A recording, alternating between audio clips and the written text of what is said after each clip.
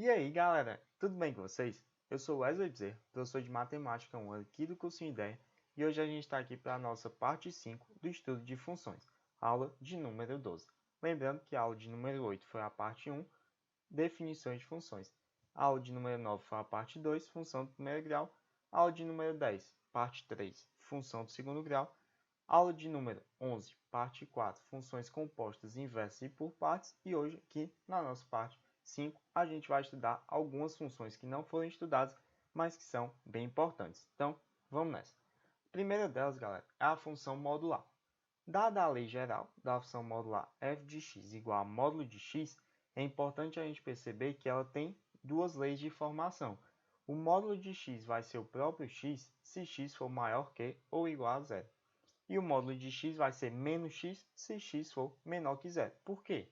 Ora, é só a gente pensar. O módulo de menos 2 é igual a 2. Opa, foi o que eu fiz. Eu peguei o argumento, que era negativo, e tornei ele positivo, que é multiplicar por menos 1. Agora, se eu quero o módulo de 0 é igual a 0. Opa, é o próprio argumento.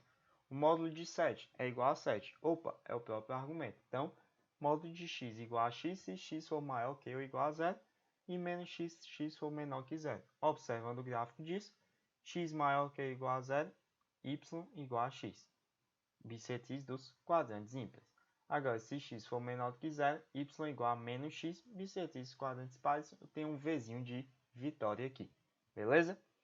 Vamos lá. Galera, só que eu posso ter algumas modificações no meu argumento. Em vez de eu ter só o x, eu posso ter uma função do primeiro grau completinha. Além disso, eu posso ter um fator fora também. É importante salientar que esse a, certo, é o coeficiente angular da reta, que a gente viu lá na nossa aulinha de número 9, função do primeiro grau. Beleza? Esse b, galera, vai fazer o quê? Ele vai pegar a minha função ax, certo? Que ela já está aqui bonitinha, e vai deslocar horizontalmente sobre o eixo x, né? Então, se o meu b for positivo, eu vou ter um deslocamento horizontal para a esquerda, certo? Então, eu vou deslocar b unidades do meu eixo x para a esquerda. Agora, se o meu b for negativo, eu vou deslocar b unidades para a direita. Quem que eu desloco, Wesley? O vértice da minha função modular. Ela não se encontra num ponto, no Vzinho de vitória, ela se encontra bem aqui. Então, se o b for negativo, eu desloco esse ponto para a direita, b unidades. Agora, se o b for positivo, esse ponto, b unidades para a esquerda. Só que eu posso ter um fator kzinho fora também. Só que esse fator k ele vai me dar um deslocamento vertical, certo? Então, se o k for positivo, a minha função vai subir k unidades. Se o k for negativo, a função vai descer k unidades. Beleza? Show de bola? Então, exemplozinho aqui, galera. Função f de x igual a 2x mais 1.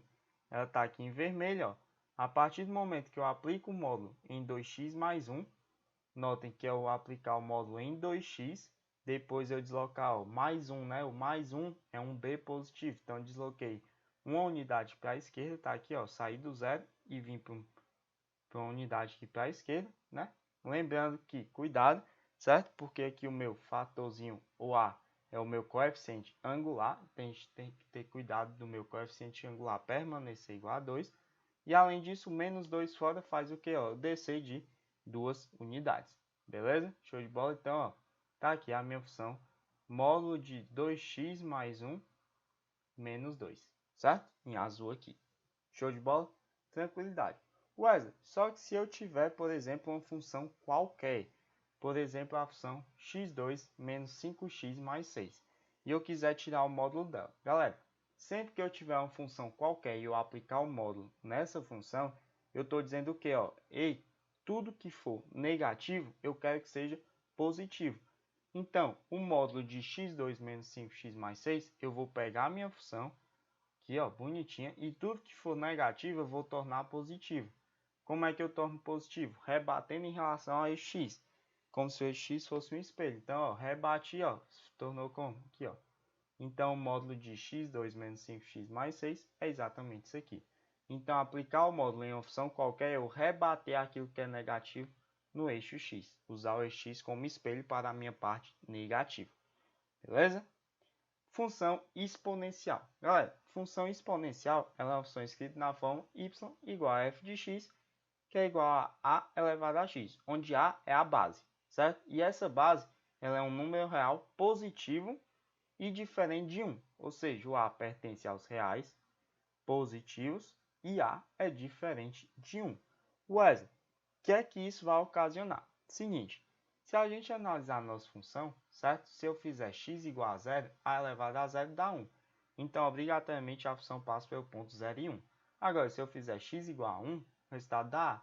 Então, minha função necessariamente passa pelos pontos 0, 1 e o ponto 1a. Beleza? Então, sempre que eu tiver uma função exponencial, esses dois pares ordenados vão estar no gráfico daquela minha função. Só que justamente por esse a ser positivo e diferente de 1, eu vou ter duas classificações para a minha função exponencial. Ela vai ser crescente se esse a for maior que 1 e vai ser decrescente se ele estiver entre 0 e 1.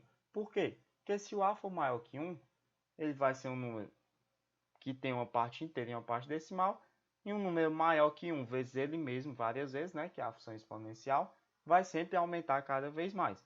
Só que o número entre 0 e 1 é uma fração com nenhuma parte inteira, né? Onde a parte inteira é 0, beleza? Então, uma fração multiplicada por ela várias vezes, né? Vai sempre diminuir. Então, é uma função decrescente. Então, visualmente falando, o que é que eu tenho aqui? Ó? Função exponencial com o a maior que 1, certo? Então, função crescente. Note que passa aqui pelo ponto 0, 1. Agora, se o a está entre 0 e 1, ó, função decrescente. Nota que também passa pelo ponto 0, 1. Wesley, dada a função modular e a função exponencial, que outra função eu posso estudar? A função logarítmica, galera. O que é que ela é feita? Seguinte, função logarítmica é uma função na forma f de x, ou y, igual ao log de x na base a. Note que essa base a também deve ser, por definição de logaritmo, certo? Um número real positivo e ele é diferente de 1. Por que ele é diferente de 1, Wesley? Justamente pelo fato de que 1 elevado a qualquer coisa sempre vai dar 1. Então, eu teria que x igual a 1 sempre, certo? E x igual a 1 sempre é uma reta vertical x igual a 1. Ou seja, x estaria só para qualquer y, o meu x seria 1. E isso não é uma função, porque eu teria um elemento do domínio associado a vários elementos do contradomínio. Então, a minha base do logaritmo pertence aos reais positivos e a diferente de 1. Mas eu não lembro muito das propriedades de logaritmo. O que é que eu faço, galera? Na nossa aulinha de número 5 aqui da nossa playlist de matemática 1, a gente abordou justamente a temática de logaritmos. Beleza? Wesley, o que é que eu tenho de interessante na minha função logarítmica? Ora, os pares 1 e 0 e a1 também sempre vão ser pares ordenados de qualquer função logarítmica. Note que na função exponencial, os pares eram 0, 1 e 1a, certo? Aqui é o contrário, aqui é o par 1, 0 e a1. Por quê? Ora, porque se o meu x for 1, o expoente de qualquer base que resulte em 1 é 0, já que o meu a é diferente de 1. Então, se eu quero 5 elevado a quanto dá 1? Esse quanto é 0, certo? Porque qualquer número elevado a 0 dá 1. Então, 1, 0 é par ordenado. E por que a1? Ora, logaritmo de a na base a, isso é 1. O logaritmo de um número na sua própria base sempre é 1, galera. Então, esses pares ordenados pertencem a qualquer função logarítmica. Beleza? Assim como na função exponencial, a função logarítmica pode ser classificada em crescente e decrescente, usando o mesmo critério. Se a maior que 1, logarítmica crescente. Se a está entre 0 e 1, logarítmica decrescente. Visualmente, a gente tem algo mais ou menos assim, galera. Então, passando aqui no ponto 1, 0, ó, beleza? A maior que 1, crescente. A entre 0 e 1, decrescente, também passando pelo ponto 1, 0. Wesley, o que é que eu tenho que saber além disso? Galera, observação.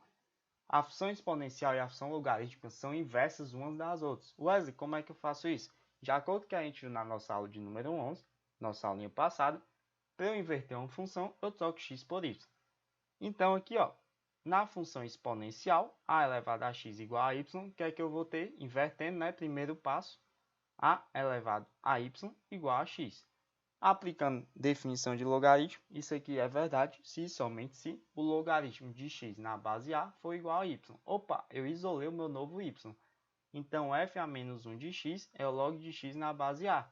Vale, mas isso aqui é a função logarítmica. Exatamente. Então, a inversa da exponencial é a logarítmica. Mas se a inversa da exponencial é a logarítmica, então a inversa da logarítmica deve ser a exponencial. Exatamente. Vamos ver isso aqui, ó. A logarítmica, log de x na base a igual a y. Vamos inverter, primeiro passo, troca um pelo outro. Log de y na base a igual a x. Aplicando definição de logaritmos, que é verdade se, somente se, a elevado a x igual a y. Opa, isolei o novo y. Isso aqui é a minha inversa. Então, f a menos 1 de x igual a elevado a x. Vale mais isso aqui a função exponencial? Exatamente, galera. Então, a inversa da exponencial é a logarítmica. Obviamente, a inversa da logarítmica é a exponencial. Wesley, mas tu disse que quando isso acontece, uma é simétrica da outra em relação à reta x igual a y, em relação à bissetriz dos quadrantes ímpares. E isso é verdade, galera. Aqui, ó, mostrando aqui para vocês, minha função y igual a elevado a x, ó. Beleza? Função exponencial. Passa a reta y igual a x, boto um espelho aqui, ó. Quando eu botar esse espelho aqui, traçando aqui, eu vou ter justamente a função y igual a log de x na base a.